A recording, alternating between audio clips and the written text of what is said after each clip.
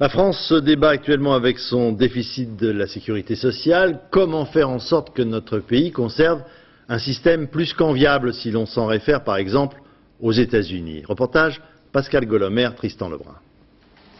Juanita s'est habituée à sa dose quotidienne de pilules et de comprimés. Ce qu'elle n'a jamais accepté, c'est le montant de l'ordonnance, l'équivalent de 650 € par mois, qu'elle devait payer de sa poche. La Sécu ne lui rembourse presque rien. C'est presque impossible à ce prix d'acheter à la fois de quoi se nourrir et de quoi se soigner. C'est vraiment dur. Elle a donc décidé d'aller acheter les mêmes médicaments au Canada voisin où les prix sont réglementés. Sa facture a été divisée par 4. Elle n'est pas la seule à avoir fait ce choix. À la Fédération des retraités du Minnesota, c'est le mot d'ordre, acheter canadien via les pharmacies sur Internet. Certes, George Bush vient de réformer le système de la Sécu pour que les personnes âgées les plus démunies, les plus malades soient mieux remboursées que par le passé. Mais pour les autres, rien ne changeait.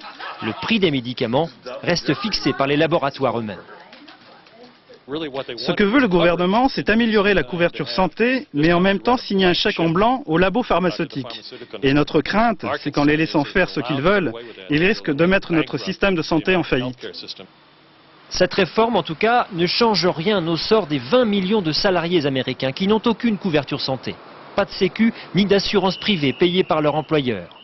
Ce soir-là, dans l'arrière-cour d'un café de Minneapolis, les employés d'un cinéma de la ville évoquent presque en secret la création d'un syndicat.